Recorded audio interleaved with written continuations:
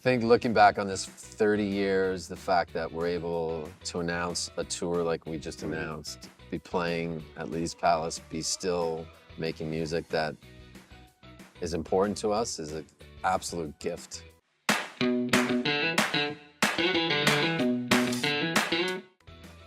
A night of rock and roll. I think it should be seen as a celebration. Like I think even for us, the idea of maybe playing a longer show, taking this across all the arenas, the hockey arenas in Canada, it really is kind of full circle in a way. But people are also going to see, like they're going to get to hear all the songs they want, but they're going to see this new chapter being written with this new music as well.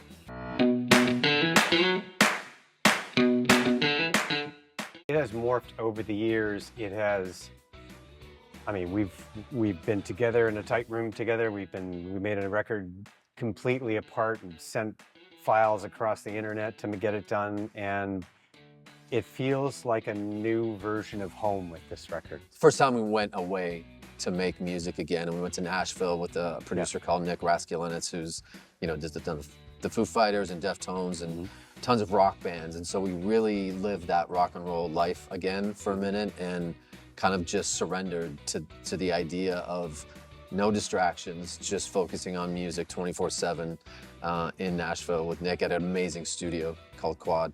Yep.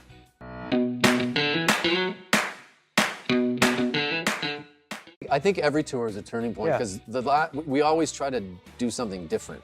So we always like close a chapter. Like Spiritual Machines 2 was crazy. We had holograms. We had holograms. We had Nadia from Pussy Riot singing with us, even though she wasn't there. We had Ray Kurzweil talking in between songs, who's like one of the, you know, most insane futurists in the world.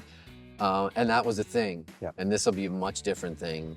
This will be back to basics. Like Duncan said, this is going to be the biggest rock show we've ever put on in a long time. So with a very different production package that we've never done before. Yeah, exactly.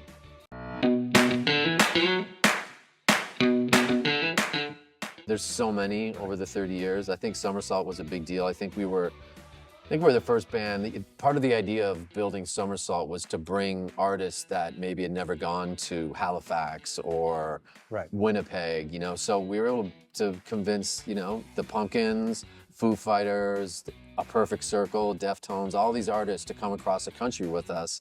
And I thought that was, I felt so proud, never mind the music and the shows were great, but just the fact that these artists saw those cities across Canada and now go back to those cities as well, you know. So that's a highlight for sure. Highlight, one that sticks out for me was Nürburgring.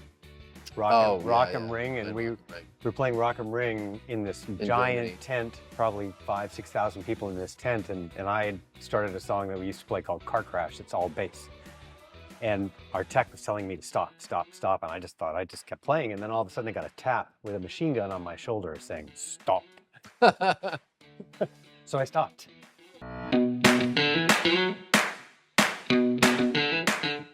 The good thing is they're all, in a way, very disparate. Like each album, and I would say even each decade, you know, I think the first album started something in terms of like that post-grunge movement, but we moved quickly away from that and got more experimental. And then in 2000, we went back to it with Bob Rock, and I think that next decade it felt like, okay, we worked with the guy that did the Black Album. So working with Bob definitely got us back on the rock side. And then we abandoned that again and did, you know, Spiritual Machines 2 and Somethingness and these more artistic kind of avant-garde rock records. But, you know, this fourth decade is, I think, at least starting back on that rock tip, which is kind of exciting.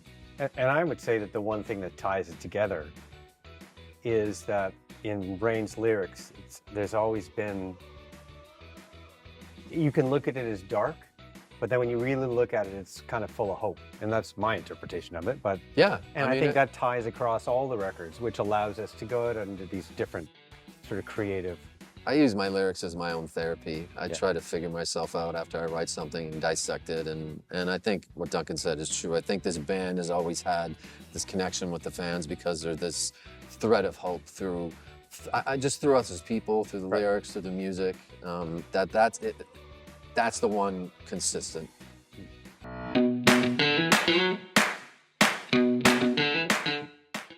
I think, you know, anyone that's getting into the business now, it's definitely evolved since we started, but we've had to adapt as well. And I think the idea of, it sounds cliche, but you got to love what you do. This is not an easy business. It never has been, actually. So the idea that this is your passion and you will give up on it, you have to come in with that attitude. And I think that's what prevails. And at the end of the day, it's the expectations maybe aren't what they used to be, but as long as you love it, and that's like, to be able to create art, it doesn't matter if 100 people connect to it or 1 million people, it's still great art. And that's so key to like happiness. And if you don't have that as a baseline, then you shouldn't do it, because it will knock you down. And in today's day and age, you are not just creating music, you have to be a content creator, right?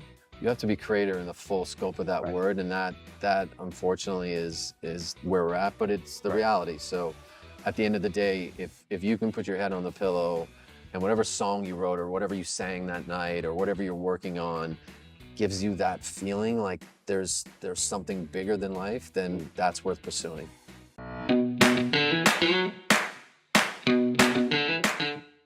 For me, the best part of being an Our Lady piece is that my favorite song literally changes every night. And I think that's a gift because it's such an organic thing we have that it really depends on the crowd, it depends on what's happening on stage, but the fact that I'm not going up on stage thinking, oh, I can't wait to play that song, it's almost like I don't know.